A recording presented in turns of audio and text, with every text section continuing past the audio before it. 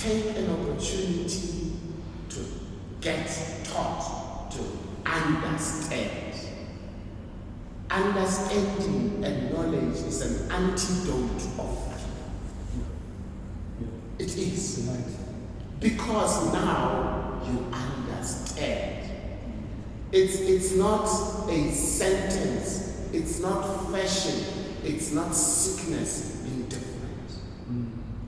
And then I don't have to be no, I don't have to be afraid. Because I have dared to educate myself.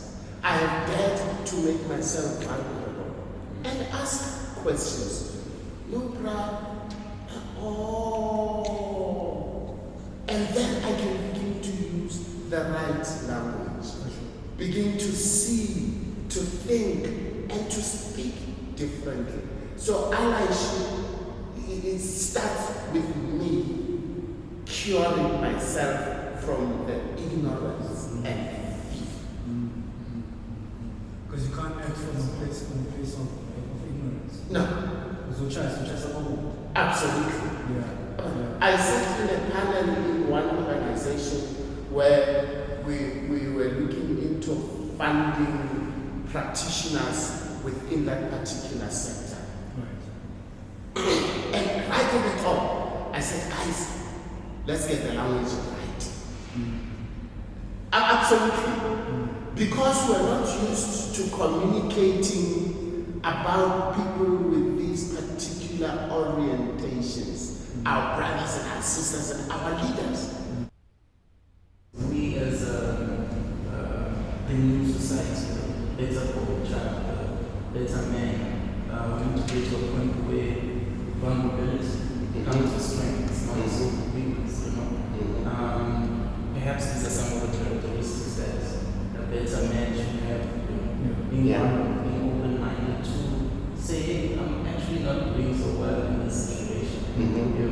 But how can I improve myself so that I become a better man? And I think it goes to the profile of the man as well.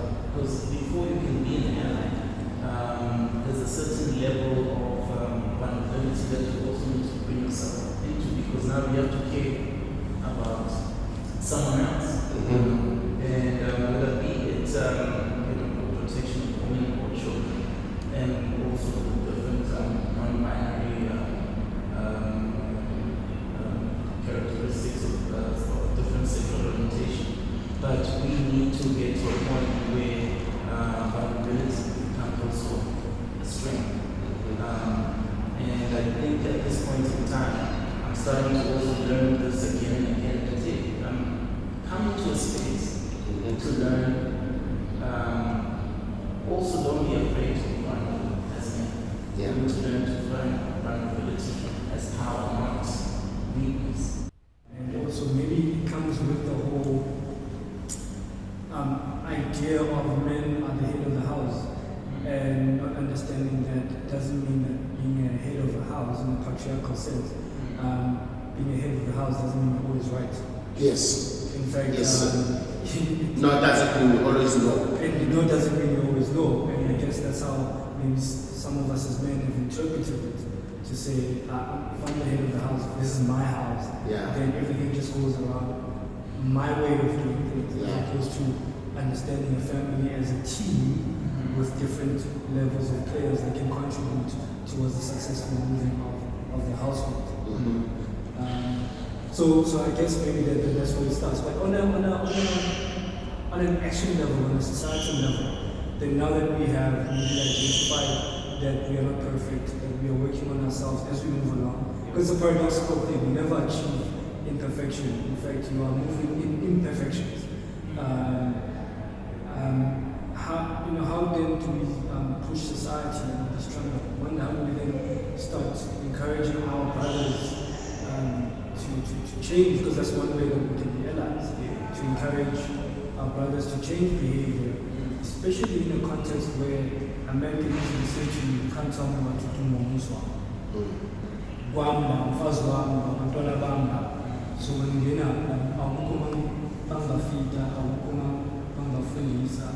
you know what I mean? And it's almost like a sovereign state. and a very microcosm of the sovereign state. Singena kanjani so that we can create ally. So there are wounded tigers that we need to heal. There are wounded and non-wounded tigers that we need to educate so that they can begin to see life differently, do it differently. And then those who have been taught, and even those who have not been taught, I think there comes a time when we must bring in a culture of zero tolerance of certain things from those of our children. Call each other out. Call each other out. And I maintain one of the problems, one of the serious ills that we face in our society is this. Men who have power, political, fame, sports, men who are considered successful, men who have money, men who exude something of some charisma, they become the untouchables. And for as long as we do that, we cannot correct young men.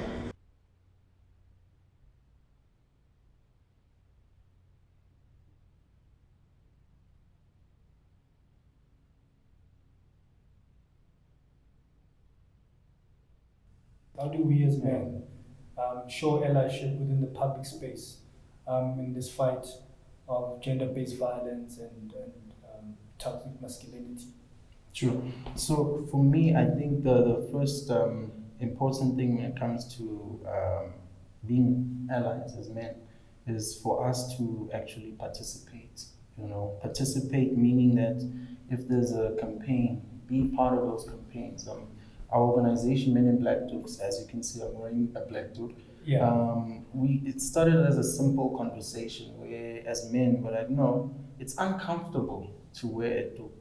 And, it sparks a certain kind of conversation. And hence, even now, while I'm wearing this duke, I've gotten used to it, but I understand what it means, the practice of Men in Black Dukes. So what we did is we started wearing dukes in support against gender-based violence for women and children. But furthermore, actively protesting. So we went from we walked on the road and went to the police station, left a memorandum, just to sort of like say that we are here in support of this conversation of a better and safer community.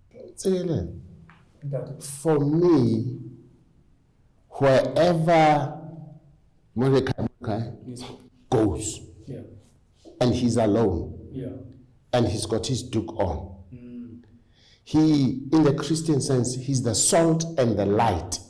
He affects and infects that small circle that he's in. We shouldn't wait until we are in a march and we sign petitions. We start with our own little circles and we keep increasing the circles. Right. And I really like how this is going, because then it moves to another aspect that we really need to talk about, which is, first of all, masculinity being the strength of men, and also versus patriarchy. And whether the systems that we've created as men historically are actually working for us or against us, or hurting us in the process, which maybe might be continuing the hurt. For instance, in Sutu culture, and as you say in your book, there's Hushubedisa, which is the abducting of girls or women, young women, by men, and holding them hostage until the families come together, and then the woman becomes a wife, whether she agrees or not. Yes. And also the issue of initiation school. And how young boys may not be even given a choice whether or not they want to go to initiation school. And also the ramifications of them going to initiation school and coming back thinking that they are men because they've been circumcised as opposed to having built the character of being a man. Where culture sometimes gives us the permission and the right and the authority to do those things that rightfully should be scoffed at. But because they are our culture, we tolerate, and you can't change what you tolerate. You can't. And people, men do not volunteer themselves out of the comfort of being protected by this patriarchy. Because patriarchy, in simple terms, you excuse a man's nonsense simply because he's male. We must be cognizant in the shifts that are happening in culture. Yeah. Some things are becoming redundant as we move along. And some things are illegal as we move along. Absolutely. Is kidnapping. Yes. And it's punishable by law, and people should be sent to prison for it. Yes. Regardless of whether you feel it's culture or not, the evolving conditions of the culture of our current time says that we do not want that. Women have rights just as men have rights. Just as much as we say we have rights against racism and apartheid and so forth, women have rights against toxic masculinity. Yes. They can't be hit, they can't be taken, and also kids as well, children have rights. So the culture now needs to include those shifts in rights, and obviously rights comes with responsibilities, which then also should be taught, but it should include those shifts so that we're not stuck in a situation where we are violating each other's rights simply because culture says so. Yes. The culture is not the God of people. Yes. It's a tool for us to relate with each other. We are doing this in a cell, a prison cell in the women's jail. And I think about the idea of the curse of the slaver. Is that the curse of the slaver is that as you chain someone, you chain yourself on the other side. Yes, sir. If they can't run, you can't run either. Yeah. So you become the prisoner of your own imprisonment system that you create. And I'm bringing it now to the conversation and saying we should, as men, start thinking around these abusive ways as ways that also hurt us in return, because they keep us in the same prisons that we try to create, whether it's psychological, physical, anywhere, or even when I say prison, abusive behavior as well. They keep us in the very same state that we are trying to keep others. So actually it's like a cancer that we are inflicting on ourselves. Yes. While we're thinking, well, we are being men, patriarchal, but we are killing ourselves in the process, destroying our character, destroying our reason, destroying our conscience, being hard to the point of not being cognizant of the people around us and the surroundings.